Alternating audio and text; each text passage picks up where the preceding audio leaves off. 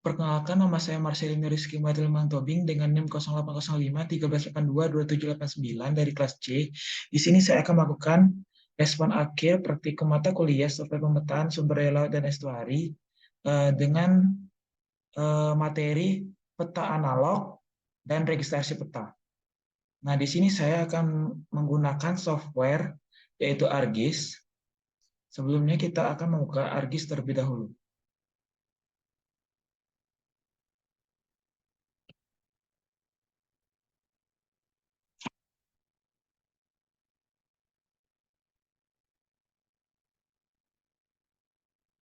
Sebelum itu, saya akan menjelaskan materi kali ini, yaitu peta.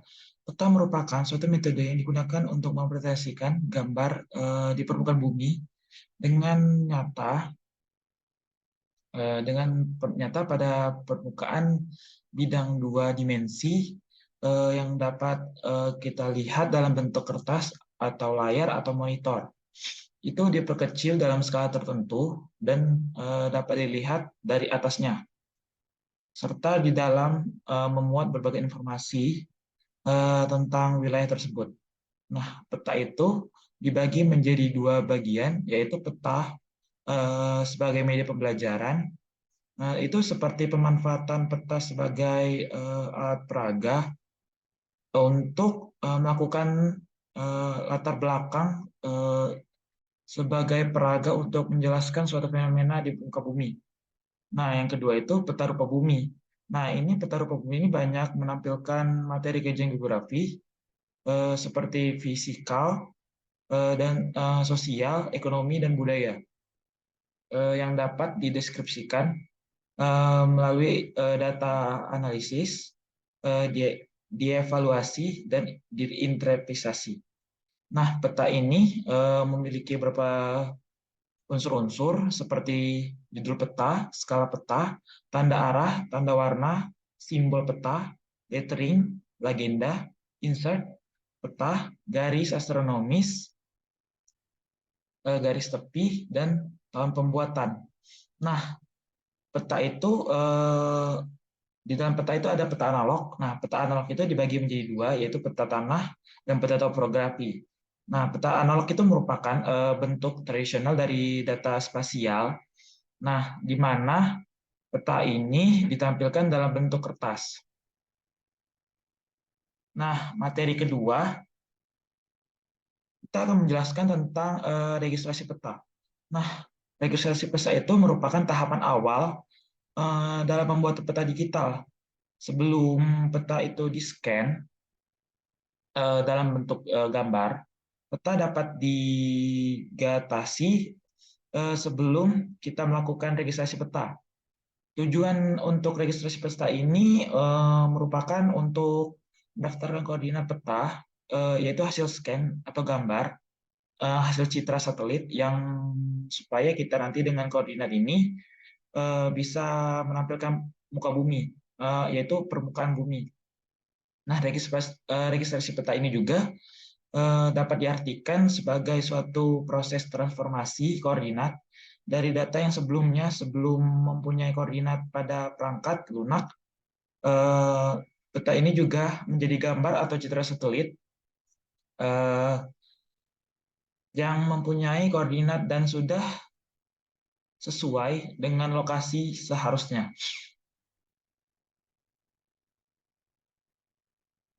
Nah, sekarang kita akan melakukan registrasi peta, peta analog dulu. Kita klik kanan, kita pilih data,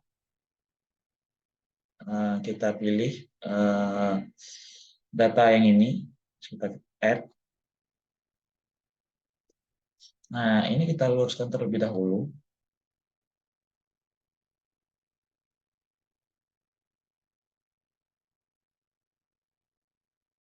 Nah, terus kita klik kanan, terus kita data frame. Nah, kita pilih WGS 1984, kita klik OK. Nah, terus kita zoom.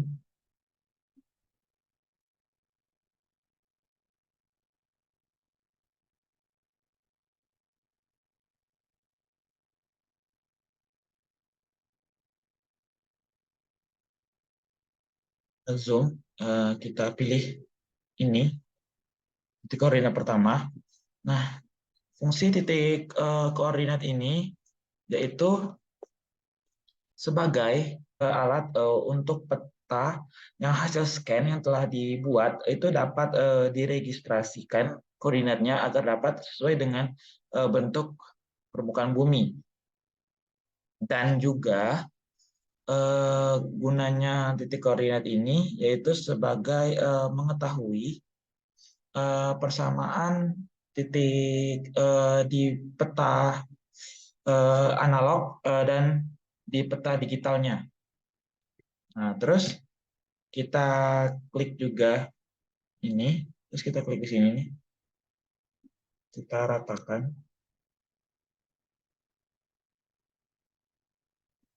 Nah, sudah, terus kita input DMS.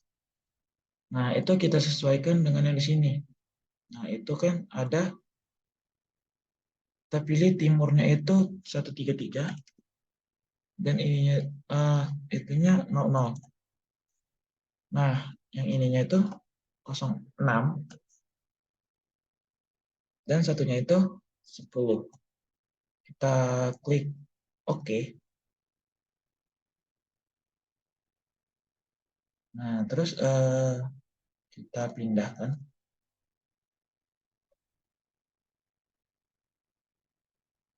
Terus kita pilih lagi titik koordinat, kita masuk ke sini.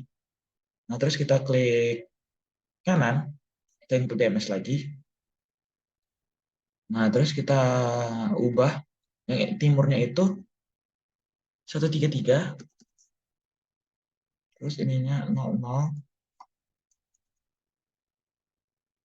terus ininya 9, latitude-nya itu 20. Kita klik OK lagi.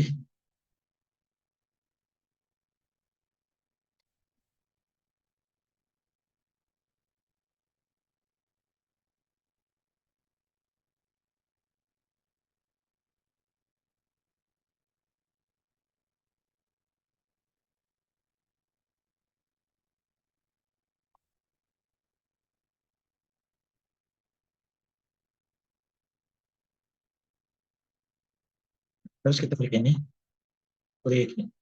terus klik kanan, terus input DMS juga.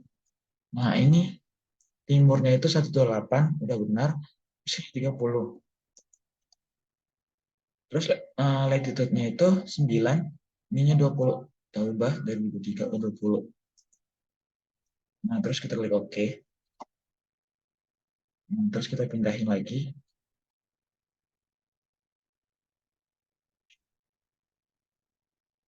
Kita pindahin ke atas, ke atas, ke atas, ke atas. Nah, di sini titik keempat kita sesuaikan lagi dengan yang kita inginkan. Nah, ini kita klik, terus klik kanan, terus info DMS. Ini 128, 30 kita ubah.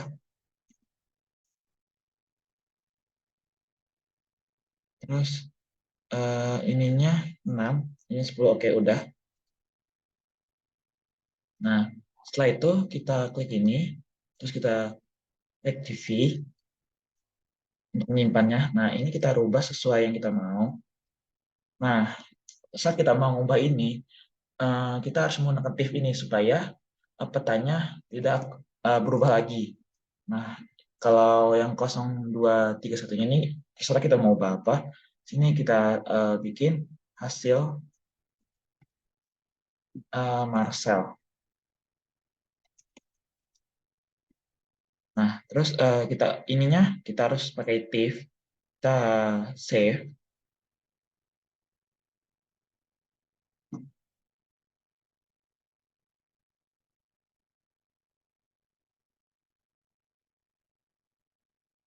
Nah, setelah itu kesimpulan yang saya dapatkan yaitu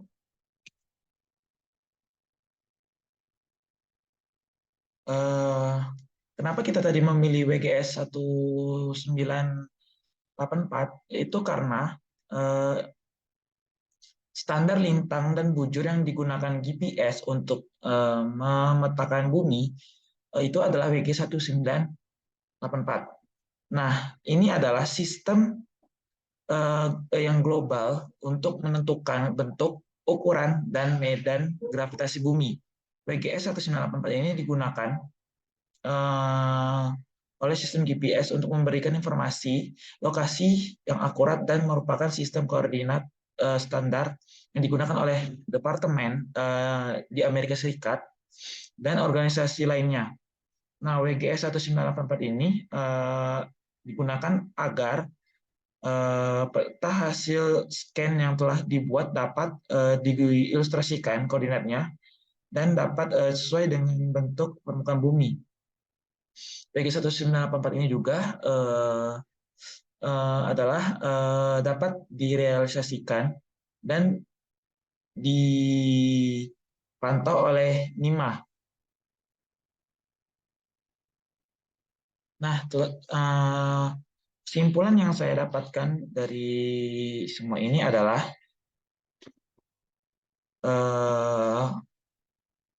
kesimpulannya dari praktikum pemetaan laut dan estuari adalah perubahan peta yang awalnya bentuknya sederhana, yang hanya dalam bentuk cetak, menjadi peta digital yang lebih modern.